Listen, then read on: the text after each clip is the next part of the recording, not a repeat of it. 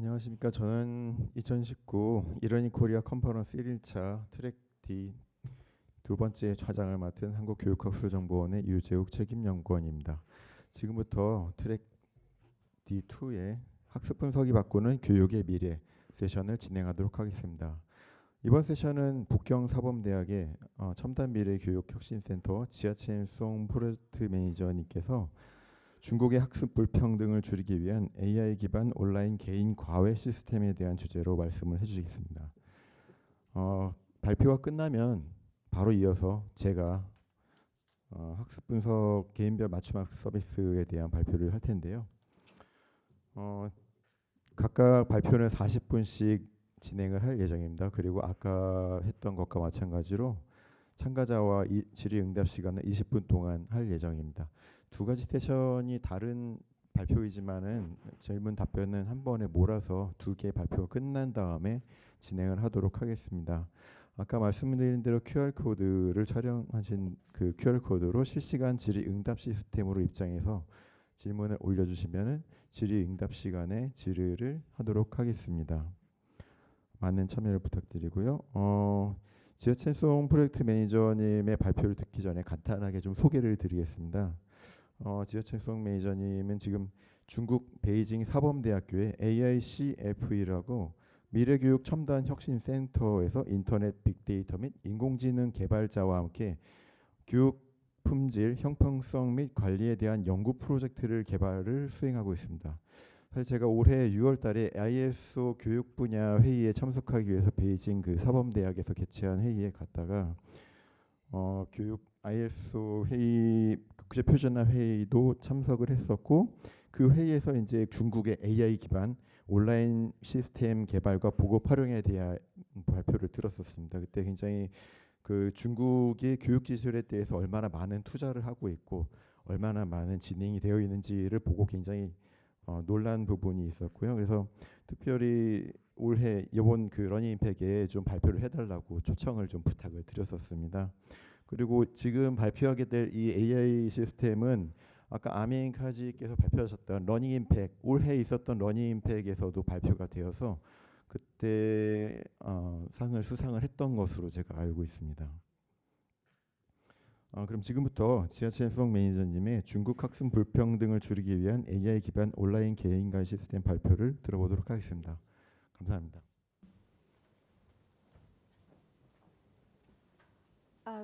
Good afternoon, everyone. I would like to thank the organizer, the Ministry of Education, and I would like to thank Korean Education and Research Information Service, the CARIS, for inviting me to the e-learning conference. It's an honor to be here with you. So, as a project manager from Advanced Innovation Center for Future Education, I would like to share what we do at our center.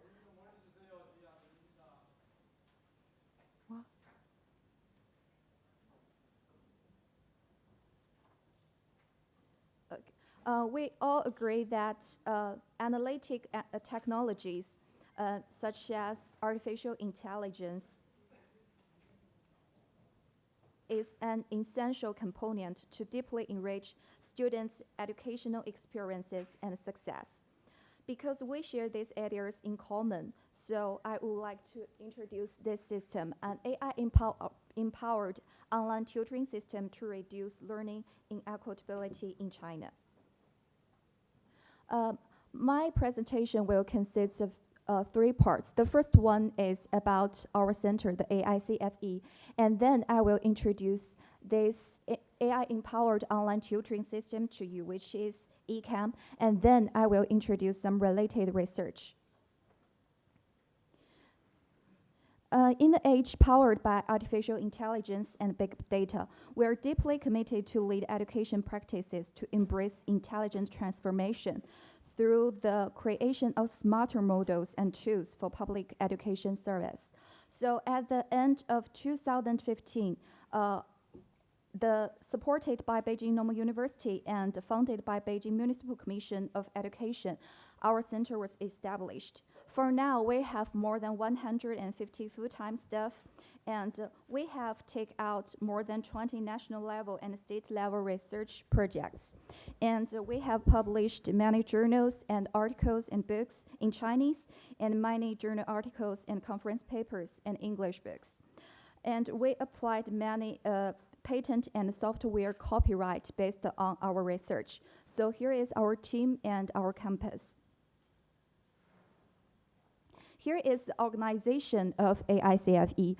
Under the AICFE, there is Council, Academic Advisory Board, and Supervisory Board. There are 3 different laboratories under the AICFE, which is Artificial Intelligence Lab, Learning Science Lab, Integrated Application Lab, Subject Education Lab, Smart Platform Lab, and Administration Office. Different labs focus on different research topics.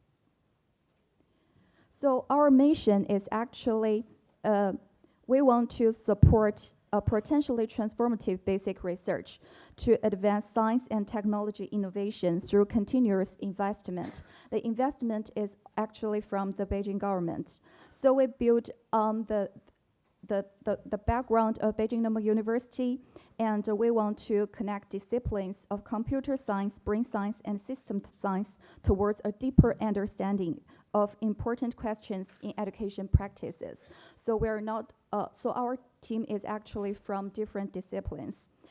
We want to achieve like high quality education for all students. We want to provide students, especially those students in rural areas, to access to high quality education by using the latest educational technologies and public intelligent education platforms. I'm not sure whether is that true in Korea, but actually in China, there are some areas it's very well developed. But in some areas, it's like developing countries, most people like farmers, and they have low economic and social status. And we want to provide individualized teaching for these students to enable teaching to be more effective through our accurate diagnosis and analysis of students' performance. And we want to promote lifelong learning. We want students can learn at any time and anywhere, and they can access to online like learning resources. And we want to achieve inclusive education to construct a dynamic education ecosystem, support learners to achieve their best. And here is what we do. This is a system called ECAM. And here are the challenges that faced by Beijing. The first one is how to reduce education inequality between rural areas and urban areas in China. As I have mentioned, the differences between rural areas and urban areas is big. So the distribution of teacher is geographically unequal. For example, the most qualified teachers and the most rich and well-educated people are learning in the central area of Beijing. And urban areas cannot attract as much qualified teachers as rural areas. And the amount of primary and secondary school teachers does not increase in line with the amount of students we can see from the figures. And another challenge faced by us is that one size fits all, how to provide personalized learning in the artificial intelligence era. Now we have many digital learning materials online, but that is not very suitable for every student to learn. So what is ECAM? This system, the full name of this system is Expert-Based Collective Advising Mechanism. It aiming to provide after-school tutoring service for students in rural areas. ECAM employs prominent in-service teachers in public secondary schools across all districts in Beijing to give free online tutoring to students in less developed schools. So this service is after-school service, and it is free. The teacher will be paid by the government.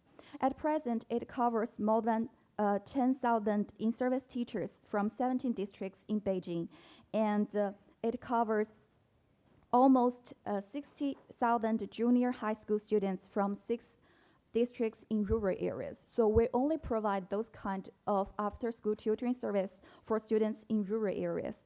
Here is a figure to show what we do. So students still they learn at school. But when they're doing homework at home, they may have several questions that they cannot figure out by themselves.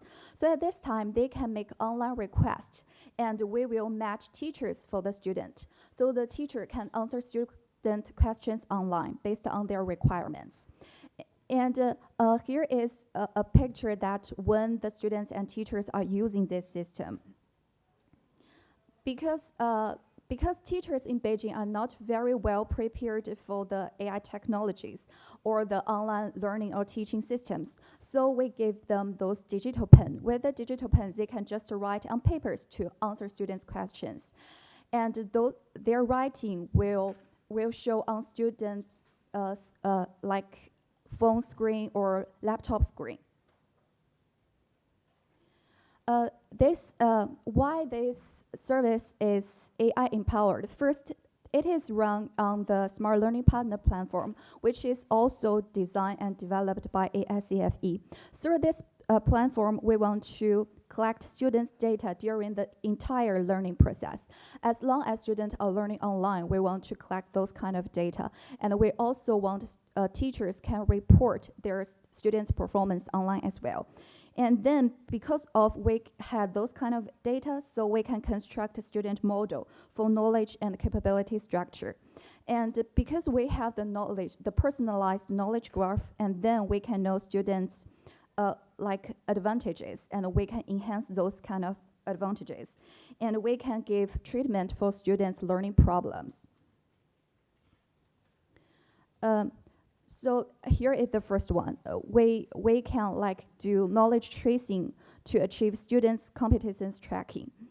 This is the personalized knowledge graph with learners' knowledge status. Here is a screenshot from the platform that we may see different colors means a student achieve different levels in a certain concepts. For example, this is in math. And by aggregating those kind of data, we can give students a visualized figure to show their performance like in different competencies, like learning and analyzing, applying and practicing, transferring and creating. And here is another other technology behind this system is student-teacher matching. We all know that teachers' expertise are different from one to another. Maybe this teacher is good at to teach math, but maybe she cannot teach Chinese. So we profile teachers like strengths and weaknesses online. And when the student have different questions, we can match through subject, topic, and strengths and weaknesses. And when the teachers are available, and we can recommend the right teacher to the student to answer student's question.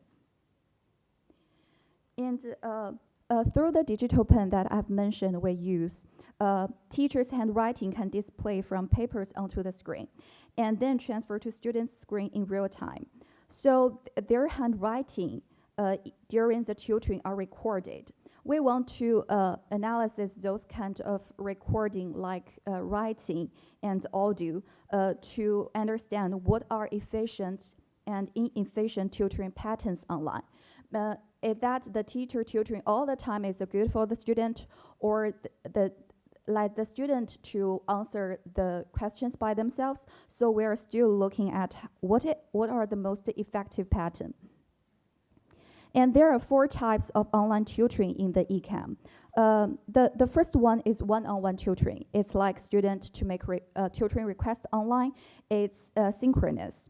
And here is also Q&A center that is asynchronous. So students can ask questions online, and some of teachers maybe in her school or out of her school can answer the question, and students can answer the question as well. So the students will have more than one answers for the same question. And we also have micro lectures. Through those micro lectures, teachers can create different learning activities, such as voting or discussion. And we also have live classes. That is similar to one-on-one tutoring, but it is one-to-many. A teacher can have live classes, but teach several students at the same time. So here is a one-on-one tutoring. There is a video. Here is a video. Please tell me to play that. here is the screenshot from the system. Here is a student. He is searching that which teacher is best fit for me, and those teachers have already reported that, oh, I want to teach like in math and in triangle such as this, and then we have already achieved student and teacher matching, and for now the student took pictures of that question and upload online. And teachers can use those digital pen to write her answers and with audio. After the tutoring, student and teachers will evaluate each other. For example, this kind of question is under what subject and what unit, and what is the performance of the student, and the student will evaluate the teacher as well. Am I satisfied with the teacher's tutoring? And we give different stars for the teacher. And the teacher will be paid according to students' evaluation. So here is the one-on-one tutoring. And the next one, the Q&A center, as I have mentioned. The student can also submit questions based on subject.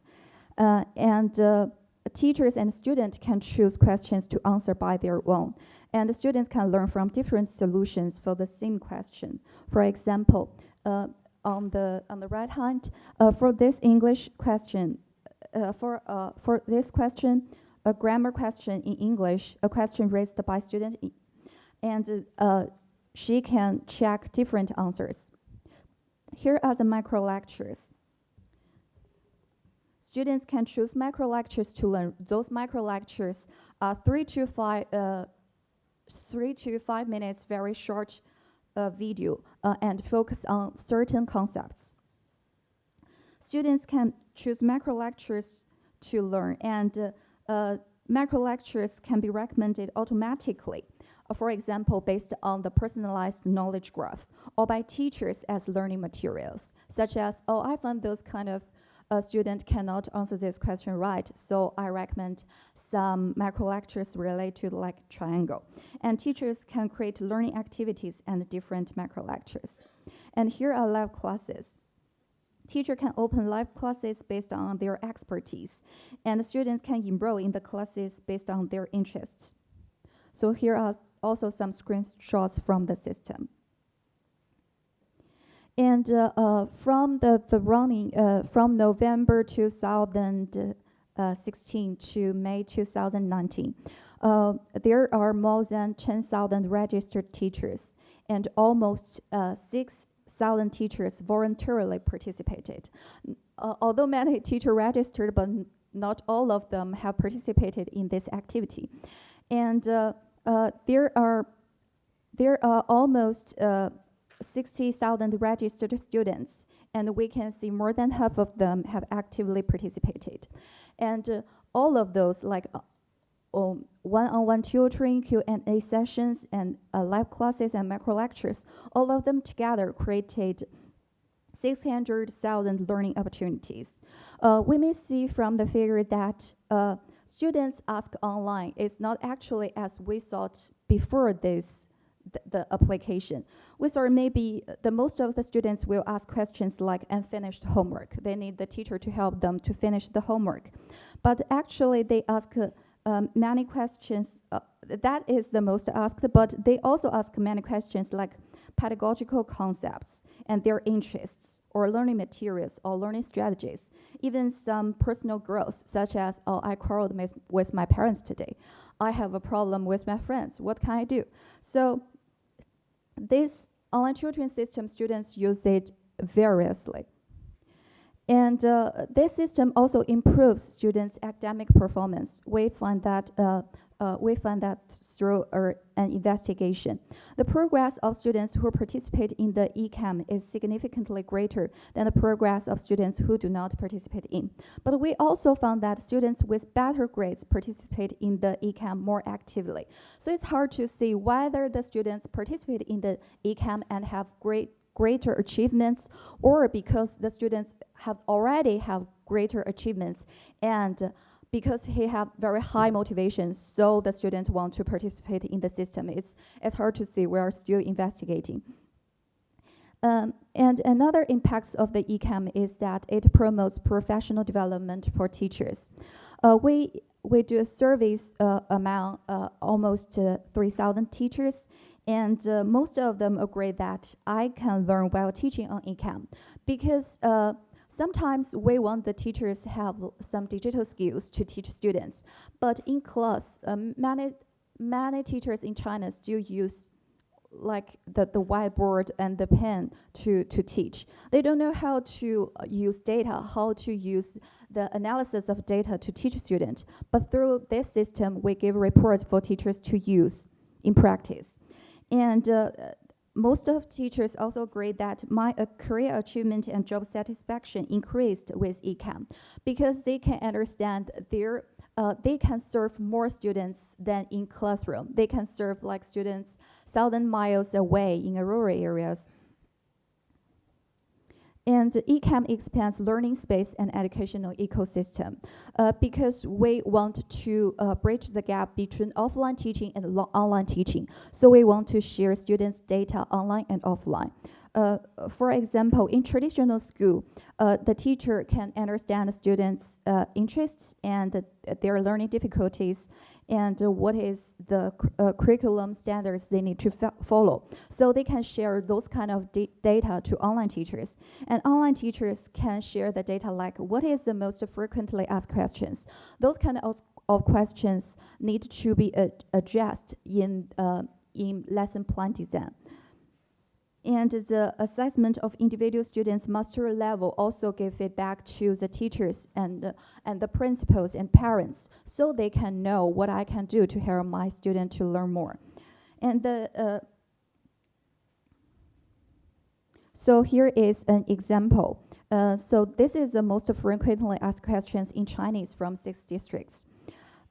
So we can see that the how to read the Asian Chinese language is the most difficult for students. So teachers can really pay more attention to teach Asian Chinese language. And here is an assessment of individual students' mastery level in linear equation. So for this one, we can see that for this certain concept, we can see more than half of the students cannot answer this question right. So the teacher also need to pay more attention. It expands learning space and education system also because before that, it's mainly the government and the university and the school work together to serve students to learn better. But now we want to include the private sectors. For example, from now, although we are recruit in-service teachers, but later we want to recruit more teachers, like pre-service teachers, or the parents who do not have work but have the knowledge or the willing to teach. And not only in Beijing, the Sichuan province and Hebei province want to use this system as well. So here are some social influence of the system. It has been highly recognized by government and media in China. It is also selected as one of the cases in how can AI be harnessed AI to reduce the learning inequality in the UNESCO in Paris. And we also won the IMS Global Learning Impact Awards this year. There are some related research about this system. So actually, here is the research overview of our research. First, we need to have data. We all need to have data to really do like educational knowledge graph construction and learner modeling. So we collect data through Small Learning Partner and eCam. And we build the knowledge graph and learner modeling through those kind of data. And Because we have those kind of model, we can provide novel services and applications for learners and teachers, such as educational robots, air mentor for moral education, and reader math. I will introduce those services to you later. And those kind of usage data and learning feedback will go back as educational data to use. So here is educational knowledge graph construction. We utilize heterogeneous data, typically including pedagogical data and learning assessment data, to extract instructional concepts and identify significant education relations. And we apply recurrent neural network models on pedagogical data to accomplish the instructional concept extraction text. And we perform the probabilistic association rule mining to infer the desired relations on the concept-based student assessment data. Here is one difficulties in educational data, because those kind of data are not come from the same platform or system. That's why we need international standardization, and how to use those kind of data is also a crucial question. Here is the result of the knowledge graph construction. If you are interested in, you can find those papers and have more details about this. Because my background is come from education, so about this technology and about the algorithm, I don't understand quite well. So if you're interested in, you can find this paper and read more. Here is learner modeling. Learner modeling is very important because we have the learner model, so we can predict students' performance. But we all know that the education data is not only heterogeneous, but very spare to use. So we add prerequisite-driven deep knowledge tracing into the learner modeling. For example, although we have the small learning partner platform, but not every student will use this system. Not every student uses this system will answer every question online. So there are still some data that it's very hard for us to collect in the traditional classroom. So we add the prerequisite relations into it. Because in the knowledge graph, we now understand that if we want to learn like learner equation, maybe at first we need to know what is equation. So for add those kind of information, we can have a more concise prediction on students' knowledge status. We also want to have a long-term academic performance prediction. For now, maybe it is easy for us to understand, to predict students' performance if we have, for example, if we have students' data on equation, we can predict, oh, maybe this student can perform better on learner equation because the student's really good at equation. But for the long term, whether the student will graduate from university or have a good job, it's hard to predict. It's another direction that we want to explore more. And here is another learner modeling is learning activity recognition and analytics. Again, the educational data is heterogeneous. So we not only want to have like assessment data and teacher observation data, we also want to know students' movement or activities in the classroom. So we use for this project, we use wearable devices like smartwatch to recognize the students are raising hand or stay still, to automatically detect students' activity. And by recognize those kind of activity, we can analyze students' engagement, whether the students are really interested in this class or the students feel bored, so the students move around all the time. So here are some examples of our research. And also, if you're interested in, you can find this article and to get more details. Here are novel services. The first one is educational robot. The educational robot is very interactive. it is easier for students to have pleasure learning experience and be more engaged in the system. So here is the first one is an educational robot system intrigues and motivates students in like subject learning. This video shows what we do, and it wins the best robotic video award from IJICA, which is the International Artificial Intelligence Conference this year. Yeah, please show the video.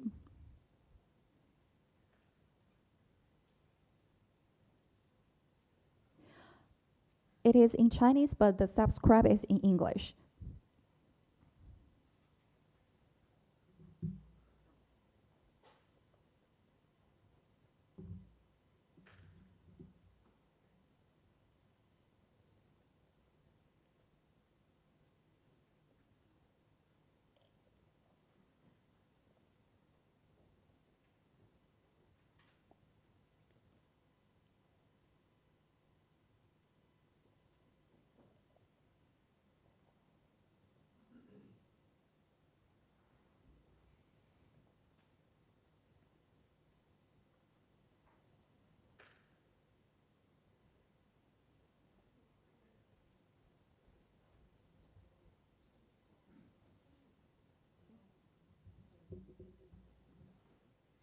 No.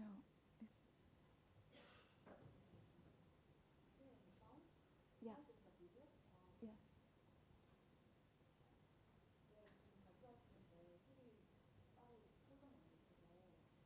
Sorry for waiting.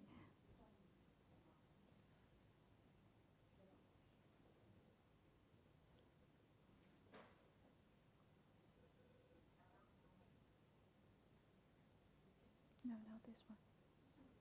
No. No.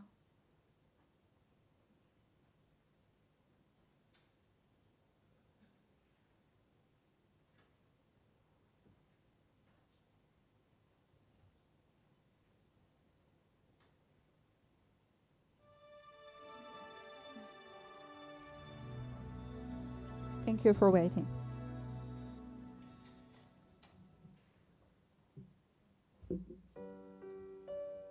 你是做什么的呀？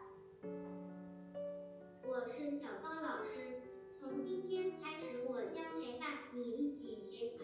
你叫什么名字？我叫小鱼。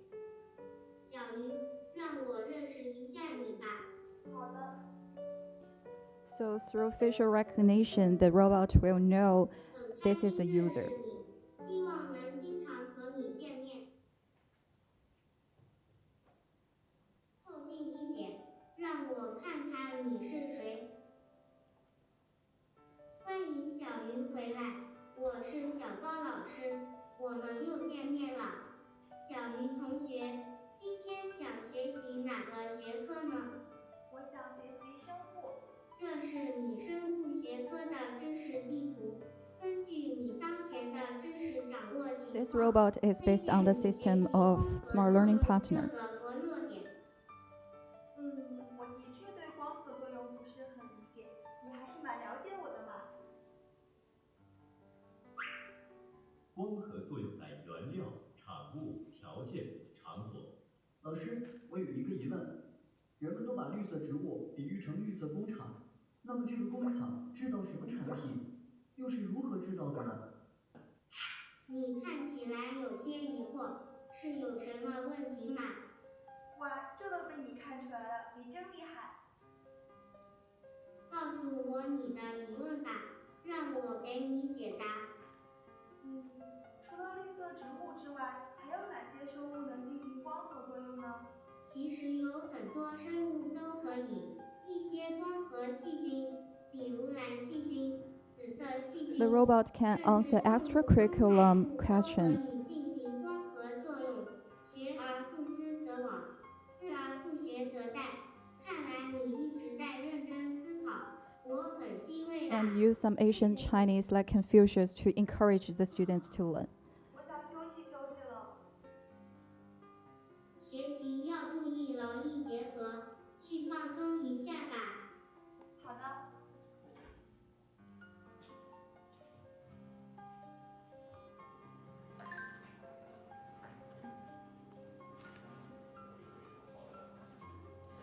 Through the smartwatch, the robot can remind the students, oh, it's time to learn again.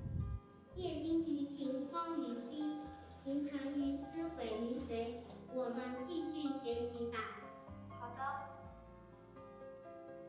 我发现数学三角形的知识点需要复习，我为你准备了不同种类的资源，你可以自由选择进行复习。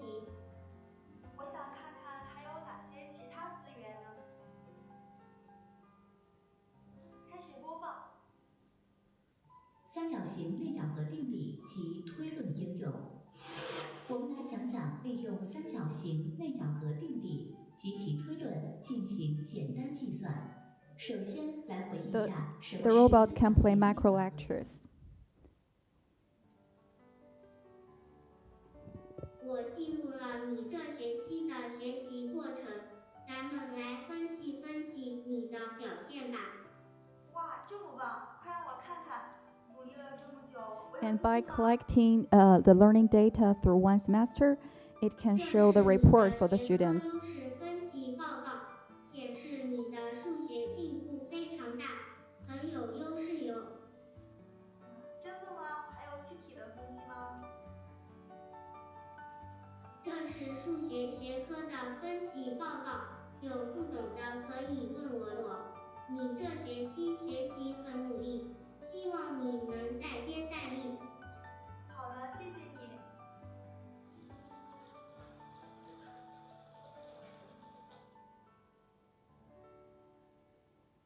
Yeah, that's it. It's a prototype now, but we want it can be used a little bit widely in at home.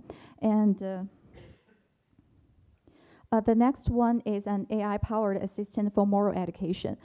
Because before this, actually we paid too much attention to whether the student have great grades, whether the student can go to a great university. We don't care about whether this is a good person or this have a very suitable personality or not.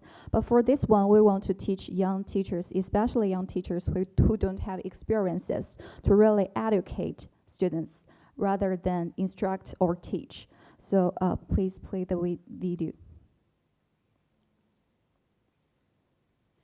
We collect many like cases from very experienced teachers to know how do they educate.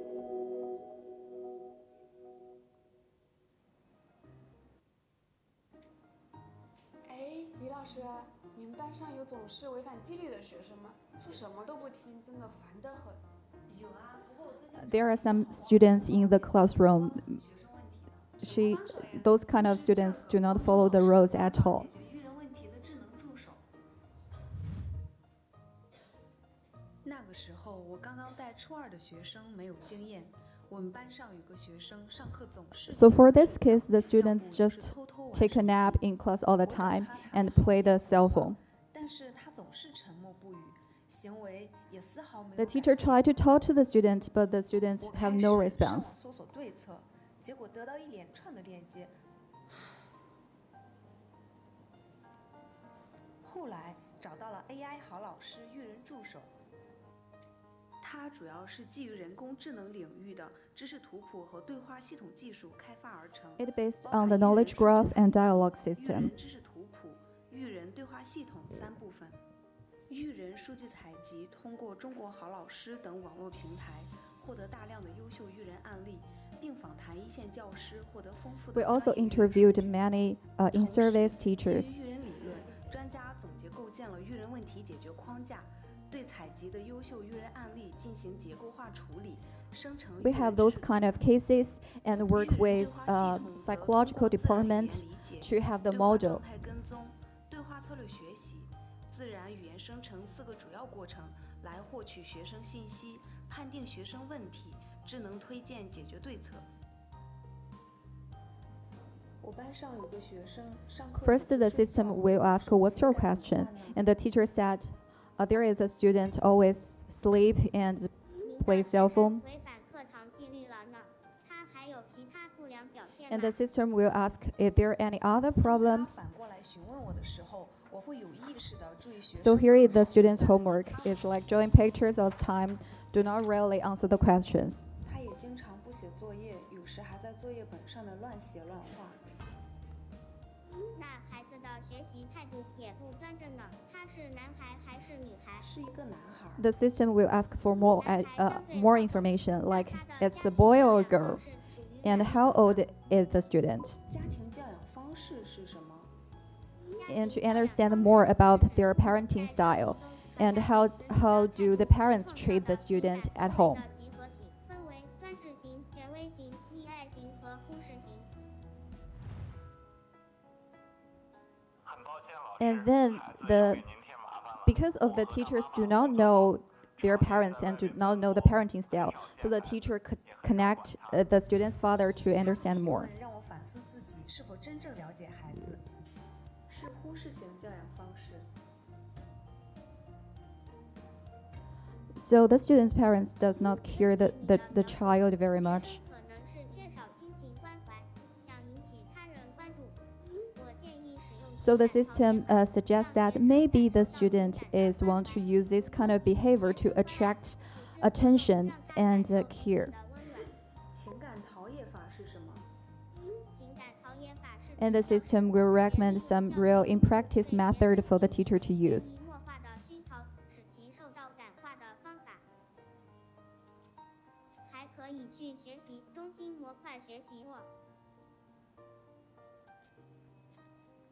基于实践案例，我总结提炼形成育人问题解决的整体框架。此外，我还提供了丰富专业的视频和来源于教师实践经验的案例资源呢。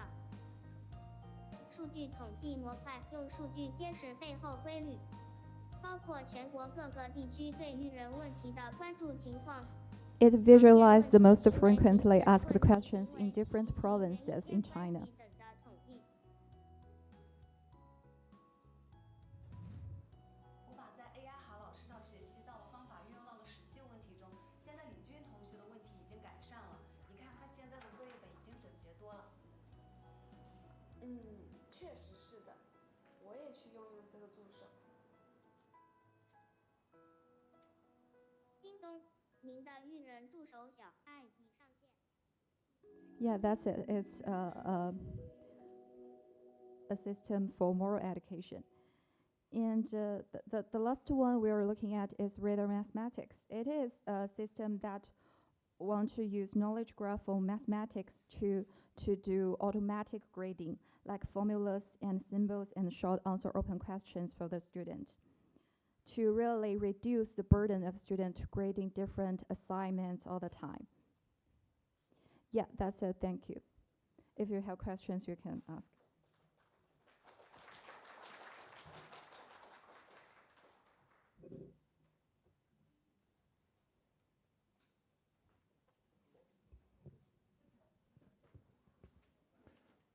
네, 안녕하세요. 한국교육학술정보원의 유재욱 책임연구원입니다. 이 시간에는 학습 분석 표준을 적용한 한국의 개인별 맞춤학습 서비스를 소개하도록 하겠습니다. 방금 전에 중국 발표를 듣고 나니까 중국의 그 엄청난 시스템에 굉장히 많이 놀랬거든요. 중국에서 발표를 들을 때보다 더 발전된 발표를 많이 해주셔서 굉장히 놀랐습니다. 일단 제 발표 순서는 에듀테크 시장 동향에 대해서 저희가 간략하게 좀 말씀을 드리고요. 학습 분석과 관련된 표준입니다. 그리고 개인화된 학습 분석 서비스의 요소들을 좀 살펴보고 저희가 내년에 서비스를 준비 중인데요. 개인별 맞춤 학습 서비스가 어떤 모습으로 보여질 수 있을지 미리 보여드리는 시간을 갖도록 하겠습니다.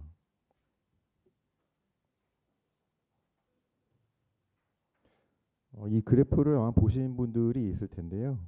그 고등교육 분야의 LMS 시장 동향을 나타내는 그래프입니다. LMS라고 하면 많이 아시겠지만 러닝 매니지먼트 시스템으로 그 북미 지역에 특히 이제 그 그래프인데요. 요 그래프는 매년 업데이트가 나오고 있습니다. 저 링크를 가보시면은 이제 그 추세를 보실 수 있을 텐데요.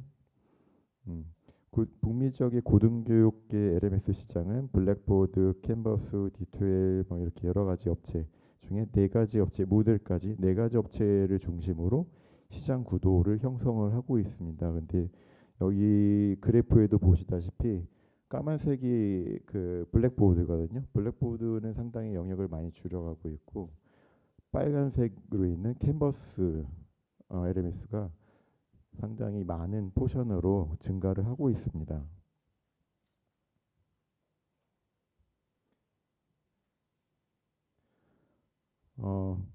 좀 전에 보셨던 그래프는 이제 고등교육에서의 러닝 매니지먼트 시스템이고요. 지금 보시는 그래프는 K-12 시장의 LMS입니다. 초중등 분야에서도 캔버스, 무들 그리고 구글 클래스룸이 우위를 점하고 있습니다. 캔버스가 굉장히 많은 포션으로 확장을 하고 있다고 아까 말씀을 드렸는데요. 도대체 캔버스는 왜 확장이 되고 있을까를 좀 찾아봤습니다. 그래서 기사들을 보니까 이제 캔버스가 블랙보드를 앞서고 있다라는 기사가 있어서 그 기사를 보고 밑에 댓글 한번 쭉 봤는데 굉장히 이런 글이 있어서 이게 가장 대표적인 그 특성을 나타낸 것 같아서 제가 한번 여기다가 써봤는데요. 사용 친화적이고 훨씬 사용하기가 쉽다. 이거는 뭐 당연히 그래야 되겠죠. 그리고 서드 파티 프로그램과 쉽게 통합이 된다. 블랙보드를 사용할 때는 굉장히 좌절감을 느꼈는데 캔버스는 교육에 없어서는 안 될 도구가 되었다. 이렇게 써놓은 글이 있었어요. 그래서 이거가 아마 왜 캔버스가 시장을 많이 넓히고 있는지에 대한 가장 중요한 요소가 아닐까라는 생각이 들어서 한번 여러분께 보여드렸습니다. 여기서 그 다른 서드 파티 프로그램과 쉽게 통합된다라는 부분이 굉장히 큰 장점인데요. 이 서드 파티 프로그램하고 통합이 쉽게 되는 그 이유 중에 하나가 바로 아까 우리 아민 대표님이 말씀하셨던 그 LMS 쪽에 LTI 표준을 적용해서 다른 서드 파티 프로그램들을 쉽게 통합할 수 있도록 했기 때문입니다. 그 지금 왼쪽에 있는 내용이 그 LTI 표준을 자기들이 적용을 했다라고 캔버스 홈페이지에 나와 있는 소개하는 부분이고요. API뿐만 아니라 거기에 더해서 LTI를 적용했기 때문에 다른 서드 파티 프로그램들을 쉽게 붙이고 활용할 수 있다라는 내용입니다. 오른쪽에 있는 그림은 그 IMS 글로벌에서 LTI 부분을 설명하고 있는 그림입니다. 캔버스에서 그 LTI 쪽 소개나 이런 부분으로 들어가면 앱센터로 연결이 됩니다. 그래서 캔버스에서 사용할 수 있는 그런 서드 파티 프로그램 앱들이 어떤 것이 있는지 소개를 쭉 하고 있는데요. 굉장히 많이 있습니다. 안에 들어가시면 아시겠지만 뭐 드랍박스나 오피스 365, 구글, 뭐 피어슨 이런 여러 가지 교육 솔루션들이 굉장히 많이 있고요. 그 솔루션들을 붙일 때 굉장히 간단하게 URL과 이런 부분 몇 가지 적어주고 적용하면은 바로 붙일 수 있도록 구현이 되어 있습니다.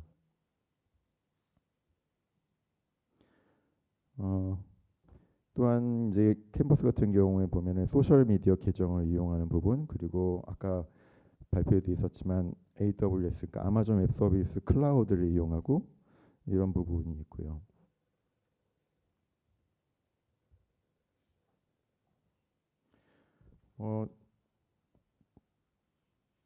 저희 우리나라에서도 굉장히 많이 사용하고 계시는 걸로 알고 있는데요. 그 구글 클래스룸에 콜스킷이라고 있습니다. 이제 이 부분도 지금 저기 러닝임팩에 갔을 때 발표에서 제가 찍은 사진인데요.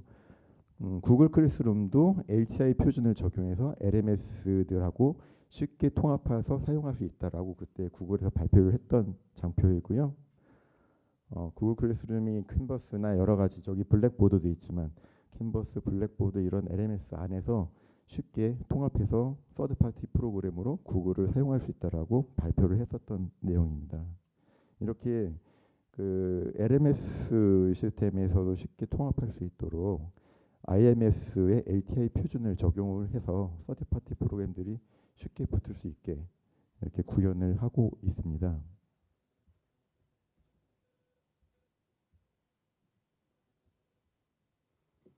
아까 아민 대표가 굉장히 자세하게 많은 부분을 설명해 주셨지만 간단하게 좀 언급을 하고 넘어가도록 하겠습니다. IMS 컨소시엄이 데이터 분석 기술을 활용해서 학습 분석 등을 교육 기술에 이제 대응하기 위해서 만든 컨소시엄이고요. 교육기관, 출판사, 기업 등 다양한 이해관계자들이 참여하는 글로벌 컨소시엄입니다.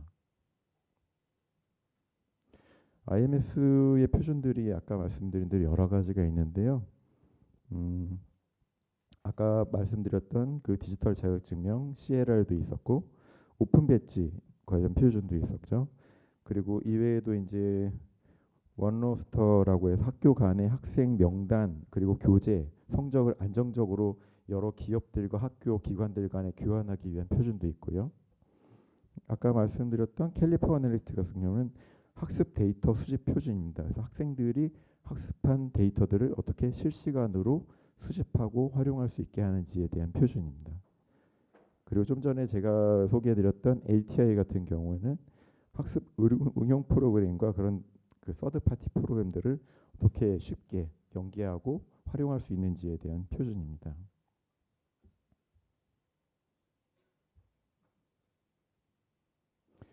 IMS 서비스가 이제 표준들이 작동하는 방식을 간단하게 좀 설명을 드리자면요.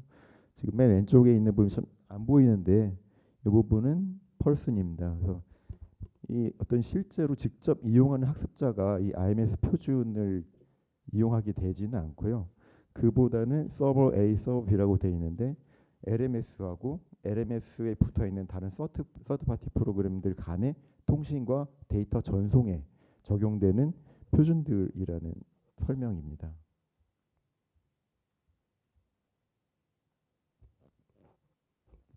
예를 들어서 왼쪽에 있는 서버 A가 뭐 초등학교다 아니면 대학교다라고 하면은 서버 B는 콘텐츠를 제공하는 시스템이나 뭐 평가 시스템, 다양한 시스템이 될 수 있겠죠. 이렇게 해서 콘텐츠들을 교환할 수 있는 그런 표준을 제공을 하는 것입니다.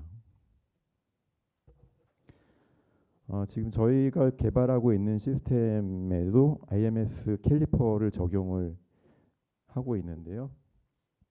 IMS의 대표적인 표준인 캘리퍼는 아까 아민 대표님이 좀 더 자세하게 설명을 해주셨는데요.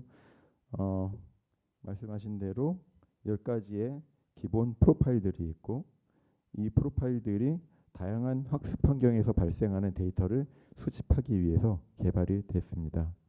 그리고 이 캘리퍼 표준과 함께 아까 말씀드렸던 LTI 그리고 QTI라고 하는 그 평가 관련된 표준도 있는데요. 그 표준과 함께 쓰여서 표준들 간의 상호 운영성을 통해서 다양한 데이터를 수집하고 평가할 수 있게 합니다.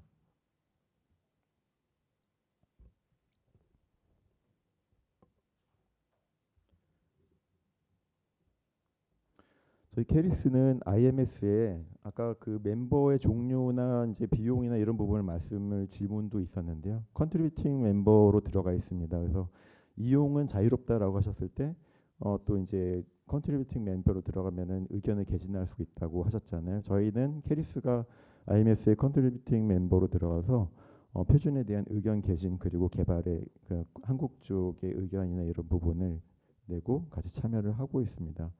IMS 표준들은 IMS 홈페이지에서도 확인하실 수 있고요. 한글화된 자료를 IMS 코리아 사이트에서도 확인을 하실 수 있습니다. 또한 저희가 캐리스에서 하고 있는 그 표준 관련 교육기술 관련 표준 업무 중에는 ISO 표준 교육기술 표준을 개발하고 보급하는 부분도 있는데요. SC36이라고 해서 교육기술 관련 표준 그룹에서 저희가 교육기술 표준을 국제 표준을 개발하고 있습니다. 그 SC36 표준 그룹은 저희 한국이 간사국이고 캐리스와 함께 주요 에듀테크 업체 전문가들이 참여해서 교육 표준을 개발을 하고 있습니다.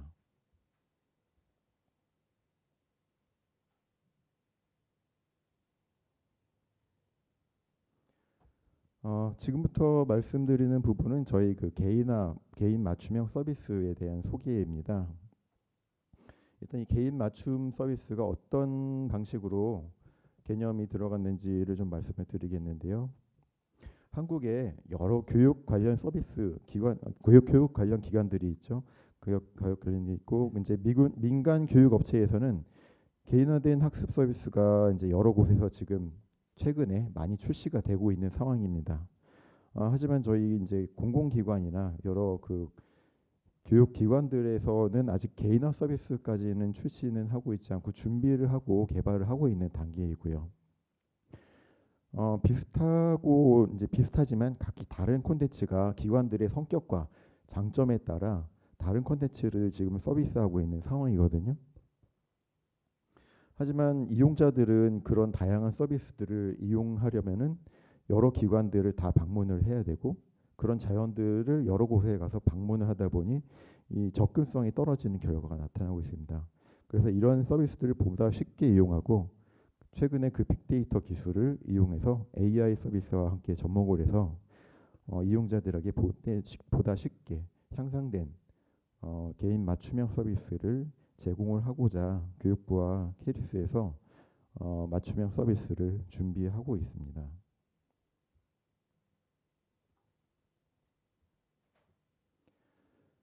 저희 개인 맞춤형 서비스의 개요는 크게 세 가지 부분으로 되어 있는데요. 왼쪽에 보이는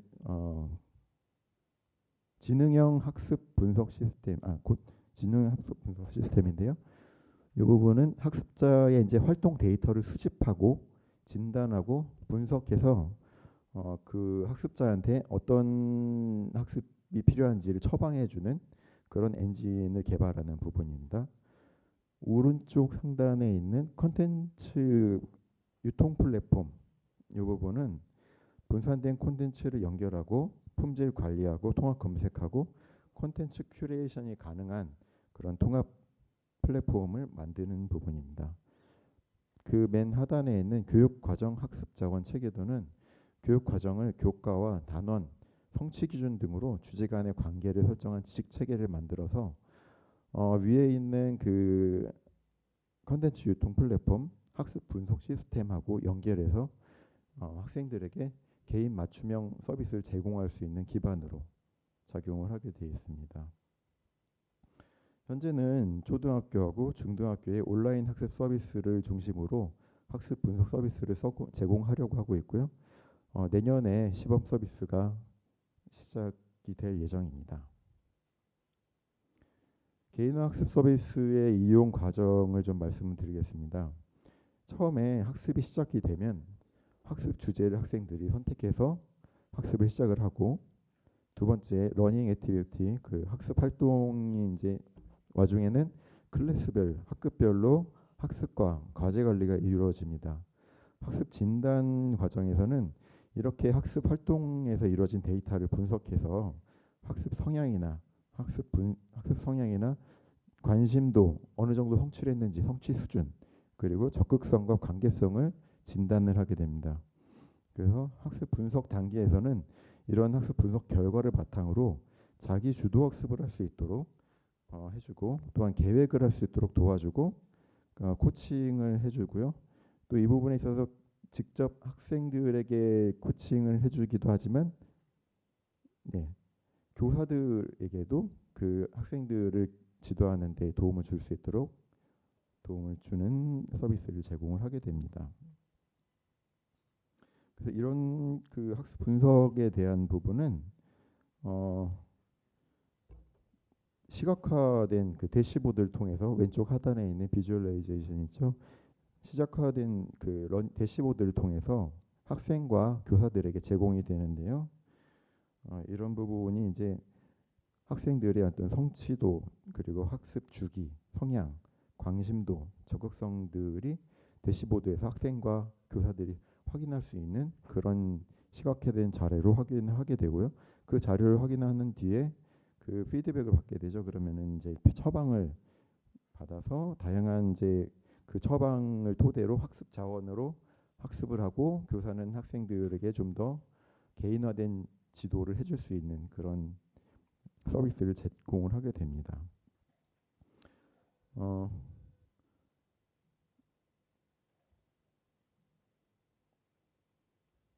저희들이 그 학습 데이터를 수집을 한 다음에 그 데이터로 어떻게 학생들의 적극성이나 관심도를 측정을 하고 그것을 시스템에 반영할 수 있는지에서 지금 계속 고민을 하고 시스템으로 반영하는 작업을 하고 있는데요.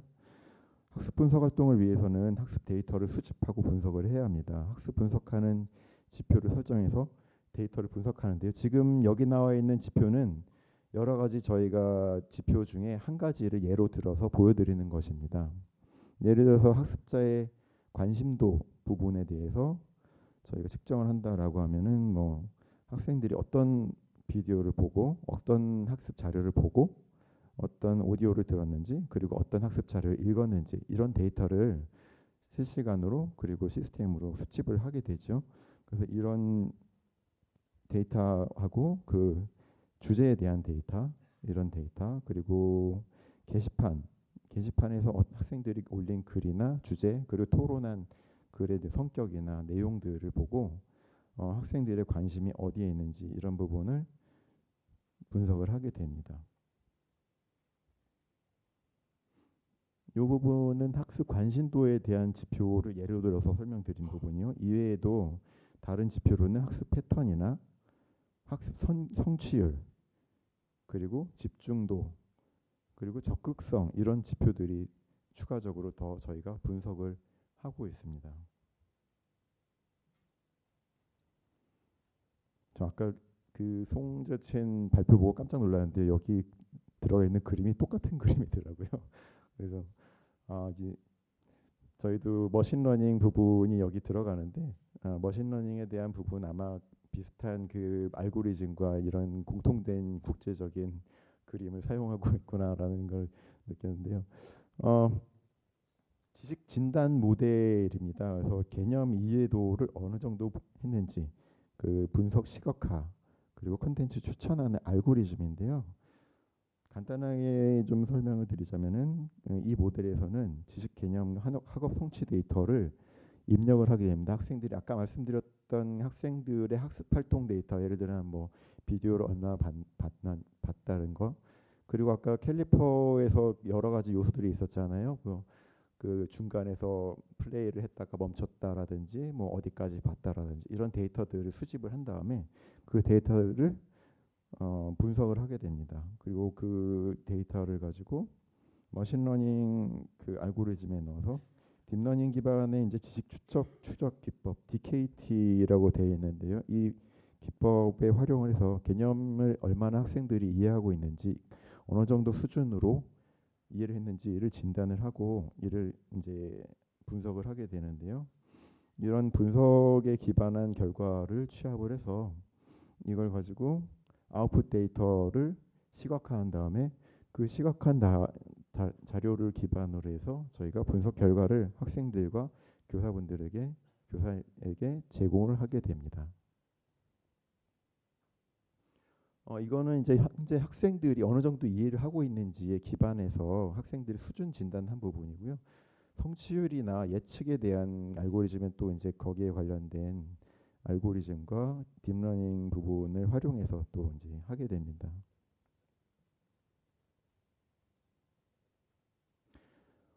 그렇게 학생들에 대한 진단을 했으면은 학생들이 학습을 하는데 이제 자료를 추천해주고 그 추천한 자료 학습을 한 다음에 학생들이 좀 더 열심히 할 수 있도록 독려를 해줘야 되는데요. 학생들이 이제 학습 동기를 부여할 수 있도록 저희는 데이터를 기반으로 해서 동기부여를 하기 위해서 너는 참 잘했어. 학생들이 어디까지 공부했구나. 공부를 굉장히 열심히 잘하고 있구나. 여러 가지 배지를 부여를 하는 시스템을 계획을 하고 있습니다. 맨 위에 있는 게 이제 성실 배지, 그다음 뭐 지식 배지, 자신감 배지, 탐험 배지. 일부분에 이제 전체 지금 배지는 아니고 일부만을 여기서 보여드렸는데요. 학생들이 정말 얼마나 끈기 있게 열심히 자주 공부를 했는지를 가지고 뭐 성실 배지를 준다거나 그리고 여러 가지 다양한 지식들을 공부를 했으면은 굉장히 넌 지식을 많이 쌓았어 이 분야에 지식 배지를 주고 그리고 이제 뭐 자신감을 얻게 되면은 그런 부분에 있어서 너는 이제 이 부분에 대해서 전문가다라는 배지를 주기도 하고, 굉장히 다양한 콘텐츠를 내가 많이 열심히 하고 있네. 그럼 너는 정말 탐험 지식에 대한 탐험을 잘 하고 있다라고 해서 그런 다양한 이렇게 배지들을 구성해서 학습에 대한 이제 동기를 유발하고 격려를 하려고 하고 있습니다. 지금 여기는 제가 안 써놨는데요. 그 오픈 배지에 대한 표준을 아까 발표를 하셨잖아요. 저희도 그래서 오픈 배지 표준을 향후에는 적용을 해서 그 배지에 대한 기준으로 향후에 뭐 다른 기관이나 아니면은 중학교, 초등, 중학교에서 고등학교까지 이어지는 배지를 활용해서 뭐 대학교나 그 향후에 다른 고등교육 기관에서도 활용할 수 있는 그런 증빙으로 또 역량으로서 활용할 수 있는 그런 기반으로도 활용될 수 있도록 저희가 개발을 하려고 합니다.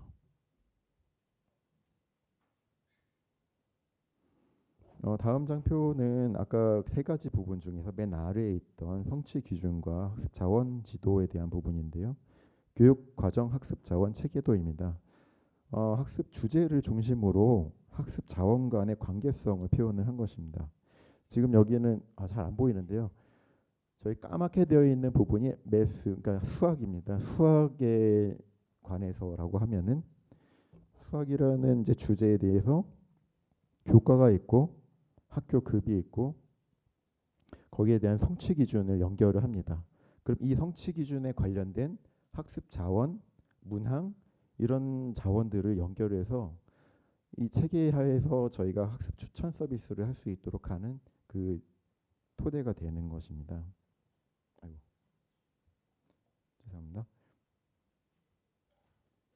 그럼 이런 개념으로 개발되는 서비스는 과연 어떤 모습으로 나타나게 될 것인지를 잠시 미리 보여드리겠습니다. 지금 앞으로 나올 화면들은 실제 서비스하는 화면은 아니고요.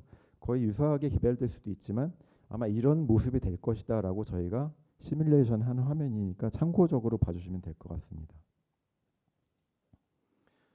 먼저 그 학습 화면인데요. 처음에 들어가면 학습에 필요한 여러 가지 컨텐츠들을 보여주게 됩니다.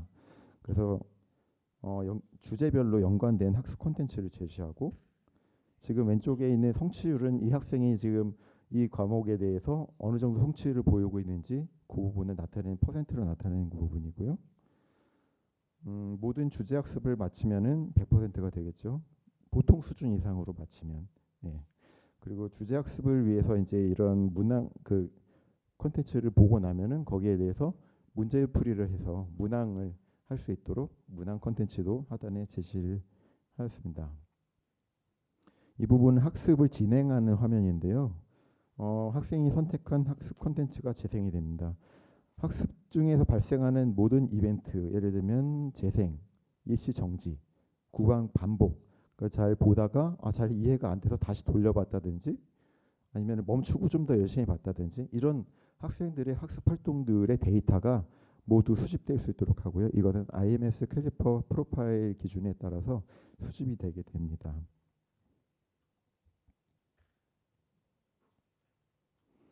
평가 문항인데요. 학습 활동 중에 공부한 주제와 관련된 문항들을 풀이를 하고요. 여기서 발생하는 데이터도 또한 저희가 수집을 해서 이 부분을 분석하는 데 활용을 하게 됩니다. 평가 문항을 풀고 나서 정답을 하고 이해가 잘 안 되면은 문제풀이 해설 영상을 또 제공을 하는데요. 해설 영상을 통해서 문제에 대한 그 해설을 확인할 수 있게 할 예정입니다. 이 부분은 대시보드입니다. 학생들이 학습을 하고 나서 내가 정말 얼마나 공부를 하고 있는지 잘 되고 있는지 나한테 부족한 부분이 어디인지를 보여주는 대시보드이고요. 성취 수준 분석 결과에 대해서 개인화된 간단한 코멘트가 오른쪽에 제시가 됩니다. 왼쪽에는 각 과목별로 내가 어느 정도 성취를 했는지를 그래프로 확인할 수 있습니다. 이 부분은 아까 봤던 그 성취율을 실제로 내가 몇 시간을 했는지 좀 더 수치적으로 확인할 수 있는 그런 화면이고요. 이 부분은 적극성, 학습 성향 시각화, 왼쪽은 적극성과 학습 성향인데요. 내가 어느 쪽으로 굉장히 공부를 어느 분야로 많이 하고 있는지, 그리고 내가 얼마나 적극적으로 하는지에 대한 시각화고요. 오른쪽은 관계성 지수인데요. 이거는 친구들이나 게시판 활동이나 이런 커뮤니티 활동을 통해서 내가 어떤 관계성을 가지고 하고 있는지를 시각화한 부분입니다. 학생들에 대한 대시보드가 있는가 하면 또한 이제 교사들을 위한 대시보드가 있습니다.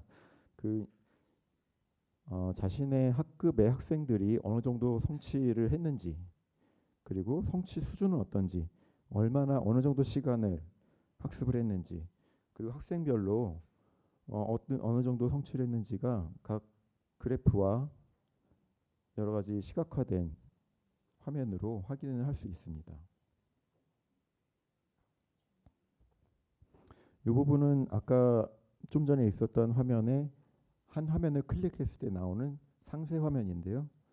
이 부분은 학급 학생들이 활동하는 그 정보를 교과별로 자세하게 보여주는 화면입니다. 그래서 학생들의 활동 정보를 바탕으로 교사들이 적절한 학습 처방과 코칭을 할 수 있도록 지원을 해주는 화면입니다. 이 부분은 학습 성취율인데요. 글씨가 굉장히 작은데 성취율입니다. 학생들이 이제 주로 어떤 교과에서 어려움을 겪고 있는지, 그리고 그런 어떤 주제에서 어려움을 겪고 있는지를 확인할 수 있는 그런 화면인데요. 이런 부분을 처방에 활용할 수 있겠죠.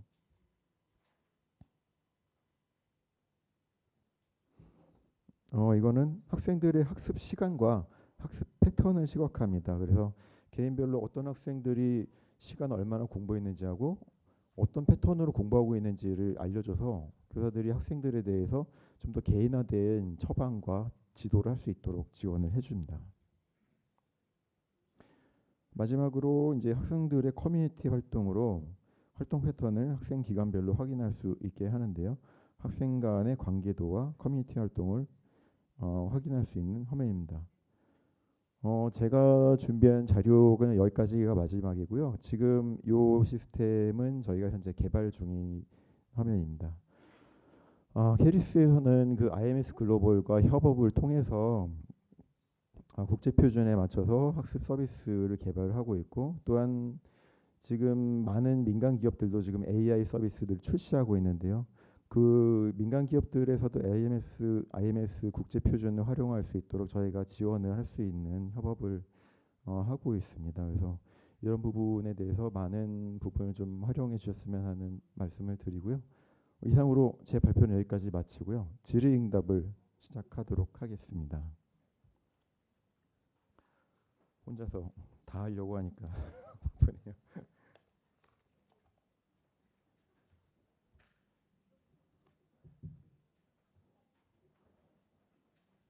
잠시 질의를 좀 확인을 하도록 하겠습니다.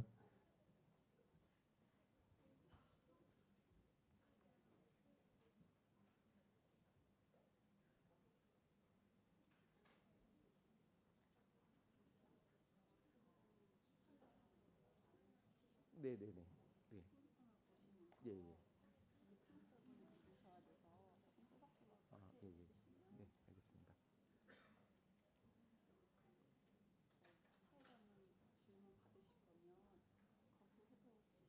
알겠습니다. 예, 지금 질문 답변 시스템에 들어갔는데요. 예, 거의 질문 다 답변을 해드릴 수 있을 것 같은데요. 일단 보겠습니다. 하나씩 해보겠습니다.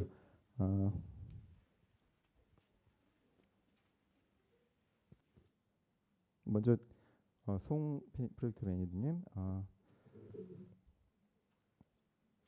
교사는 누구나 시스템에 참여 가능한지 검증 절차나 시험 절차가 있는지요?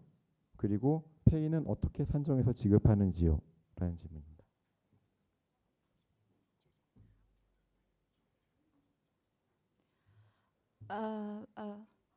For now, only the in-service school teachers can participate in the system. But later, we are applying to recruit more teachers, like pre-service teachers and students in our system.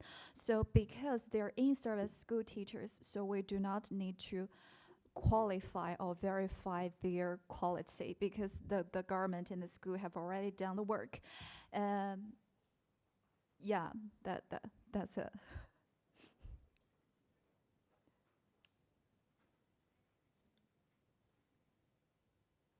페이가 있는지요?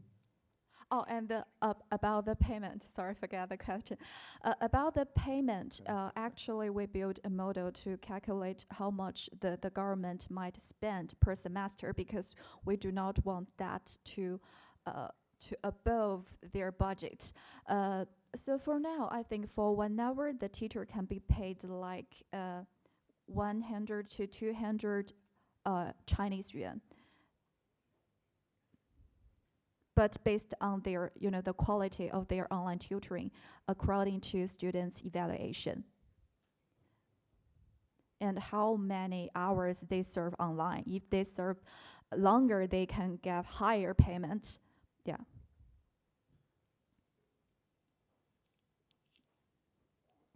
예, 다음 질문입니다.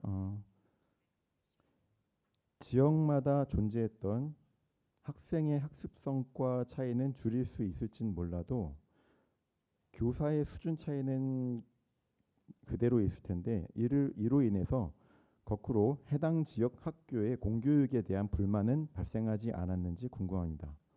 예, 궁금하네요.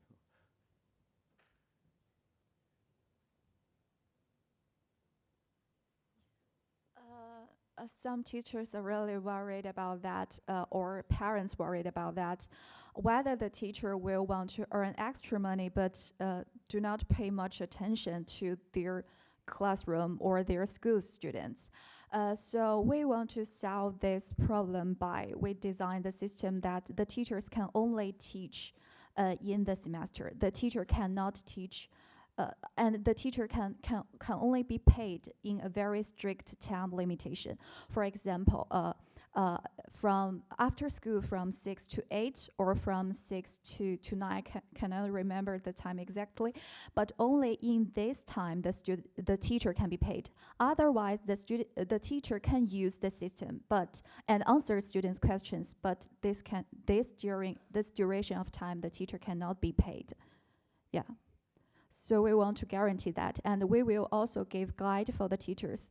For example, we also give the guide for the students. You only ask the questions that you cannot solve in the classroom, not the problem that you can solve in the classroom. And for the teachers, we also use another strategy. The teacher cannot teach their own school students. We want to balance their service areas. We want to broaden their service areas. Yeah.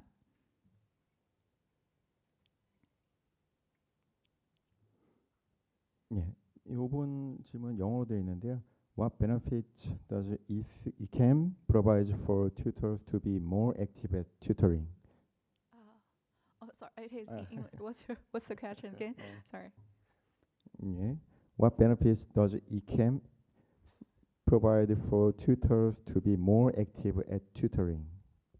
To be more active yeah. at tutoring. Actually, it's very tricky. Those teachers who want to participate in the system will participate more because the teacher can get extra payment, and the teacher can get used to those kind of data analysis system and the online teaching system. So those kind of teachers get paid actually a lot because they spend lots of time online. But those teachers who've already, who do not want those extra money, they don't care. They just do their traditional work and they can be paid well. So it's very hard to solve this problem, and we want to give not money, but some other motivation for the teachers. For example, if you serve a long time, you will have a special title, like you serve your community, you get a prize from the government. That's what we want to do, but haven't really in practice. Because we need to discuss with the government to really do that. Yeah. 예, 마지막 질문입니다. 에듀케이션 로봇은 학생들이 하는 질문에 대한 답변을 학습을 시켜 답변을 하는 것인지, 어떤 것을 기반으로 얼마나 깊이 답변을 하는 것인지 궁금합니다. A very good question. Actually, they answer the question based on the knowledge graph. Whether we have a good micro lectures, it's directly whether we have a very good knowledge graph and macro lectures and all the pedagogical concepts. That's a key question.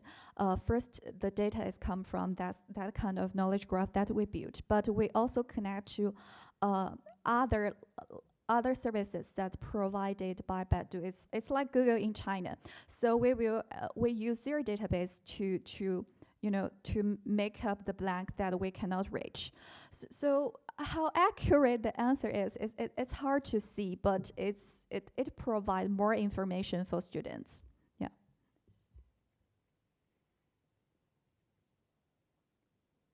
네, 송혜정님 질문은 여기까지입니다. 다음은 Yeah, 이제 thank you.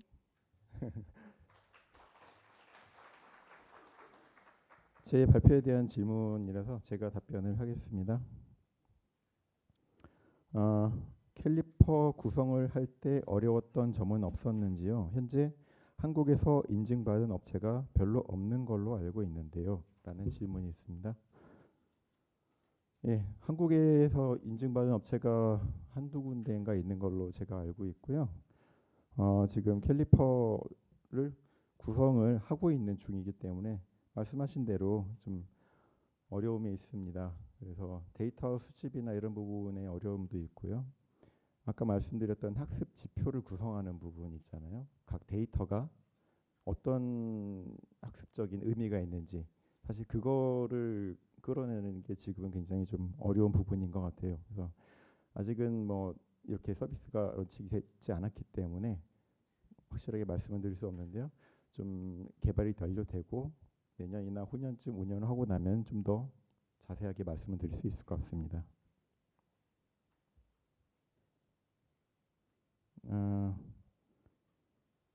문항 확보나 러닝 영상 확보는 어떻게 계획되어 있는지요? 라고 되어 있는데요. 지금 여러 교육 유관 기관들의 영상들과 교육 콘텐츠, 그리고 저희 프로젝트에 참여하고 있는 민간 업체들과의 콘텐츠들을 지금 구성하려고 하고 있습니다. 그래서 요거는 확실하게 서비스가 되고 나면은 확인을 하실 수가 있을 것 같습니다. 캔버스 LMS의 경우 정부 기관에 적용하는 경우 정보 유출 등의 보안 문제가 없을까요? 라는 질문입니다. 캔버스 같은 경우에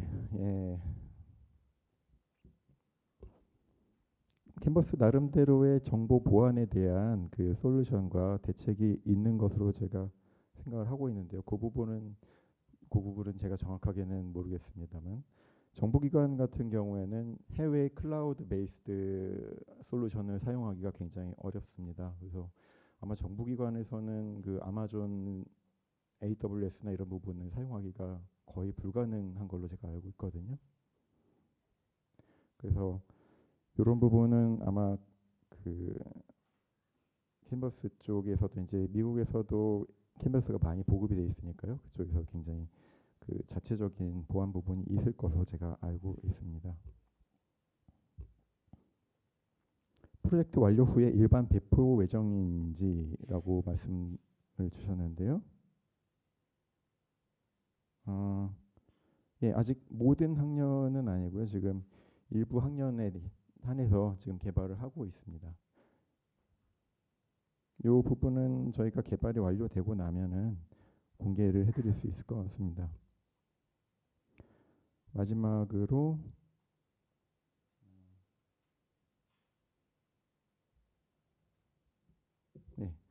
학습 성취를 평가함에 있어 성취도만 강조되면 단순히 교과 내용에 대한 이해도만 높은 학원 같은 결과만 나올 것 같은데 자유로운 토론이나 창의적인 문제 해결 능력 등 학습 능력 외의 다른 영역에 대한 고려는 없는지요? 라는 질문을 주셨습니다. 일단은 저희가 학습 성취를 가장 우선적으로 하는 부분은 가장 측정하기도 다른 영역에 비해서는 그나마 수월하고 데이터도 그나마 측정하기가 그걸 기반으로 하기가 좋은 부분, 그리고 말씀하신 창의적인 문제 해결 이런 부분도 굉장히 필요하지요. 그래서 그런 부분의 측정도 저희가 당연히 고려를 하고 있고요. 근데 이제 이런 부분을 어떻게 할지는 굉장히 지금 많은 고민을 하고 있는 중입니다. 아까 말씀드렸던 학습 지표 이런 부분을 지금 구성을 하고 있는 데 있어서 여러 가지 다양한 교육학적인 관점에 고려를 하고 있습니다. 그래서 데이터에서 성취도만 뽑는 것은 아니고요. 학생들의 적극성이나 관심도 그리고 이제 문제 해결 같은 부분도 고려를 해서 하고 있고요. 그래서 자기주도 학습이 이루어질 수 있는 그런 쪽으로 유도를 할 수 있는 방향으로 저희가 계획을 하고 있습니다. 저 발표와 이번 세션의 발표와 질문 시간은 여기까지 하고요. 질문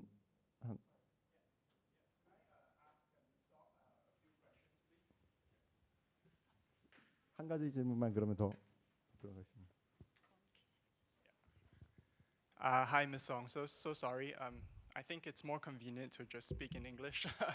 And if you could talk into the mic for the response for the Korean colleagues. My name is Jin. I'm from UNESCO Bangkok. So forgive me for my ignorance if it comes across as being ignorant. But for learning analytics, I think you mentioned that your project showed that the students who used this online tutoring system, which is powered by AI, they showed an improvement, right, in the time that they benefited. How does this show that AI is any better than a normal drill and practice software that they have access to? Because, you know, I went through tutoring when I was in middle school. So, you know, when you spend 2 hours more on a subject, the assumption is that you will get better, right? So how does it show that AI or use of any sort of machine learning is going to have a cost, an effective impact that, you know, can offset any cost issues, any resource allocation issues that, say, developing countries have very limited supplies of? So that's one question. I have another question, so if you would like to answer first. I can answer this question Sure, first.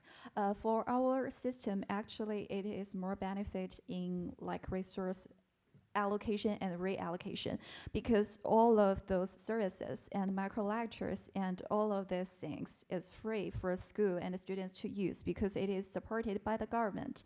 But according to the question whether this system is better than other system, it's hard to say because we have some experiment schools. In those kind of schools, we only use this system. And according to Chinese government's policy, they are kind of like very concerned or restrict to other systems really enter the schools because they do not want the school use like 5 systems at the same time. So we cannot do the very scientific and comparable studies. But that's a very good question. Maybe we can figure some other ways to really to approve the progress of the students and to prove the useful of this system. Yeah. Sure. Okay. So just to clarify, there is no control to compare that it's better than, say, traditional classroom teaching, like another 2 hours of a traditional classroom teaching. Yeah, we do have compared this system to traditional classroom, but we do not have like, you know, it's not very very scientific research. We do have the classroom that use or do not use, but we don't have use this system and use other systems. So we cannot say we are the best or use our system. No, it's not. It's not what I want to say. Sure. Mhm. Okay, thank you for that. I think the second question relates to the second question that Mr. Yu read just now, which is that you're resolving student achievement inequity, right, across geographical regions. But how about the teaching? Because the teaching in the rural schools may be at a lower quality, right? So how did your study maybe interview or speak with principals and teachers across the two regions? It's like, so did it result in more dissatisfaction with their lower quality of teaching in the rural schools, or were the rural school teachers very impressed or very engaged with the teaching from the online tutors? So how does that affect teacher competency differences across the regions? Someone had already asked that, so I didn't really get the answer, so I'm asking it again. Yeah. So it about how to develop like students professionally, more professionally. It cannot be solved by AI. AI can only give a report or an analysis. For how to improve their professional development, actually, we have a team that not only give the report for teachers, but we will have a special team to go to the school and talk to teachers. Look at this figure, which means you need to pay more attention at these concepts. And how can you pay this attention on these concepts? Use our system.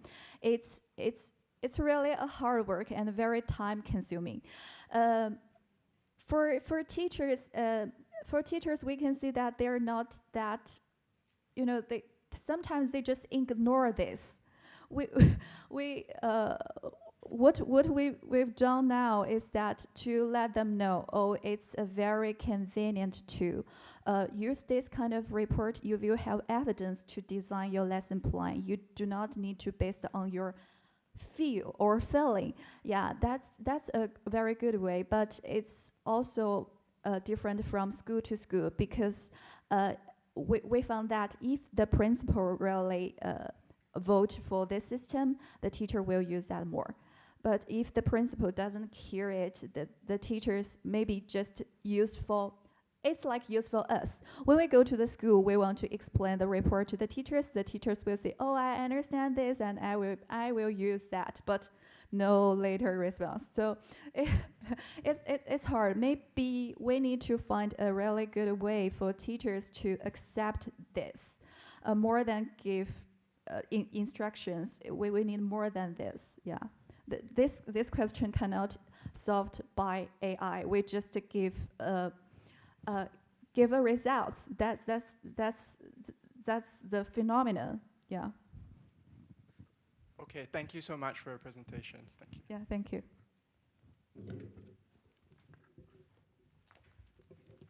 네, 마치기에 앞서서 주변을 한번 돌아보시고 자신의 소지품이 제대로 있는지 한번 잘 챙겨서 무사히 돌아가시기를 바라고요. 이제 트랙 D를 마무리하고 학습 분석이 바꾸는 미래 1일차의 트랙 D 세션이 마무리되었습니다. 컨퍼런스회가 한국에선 여러분께 새로운 경험으로 남는 시간이 되시길 바라고요.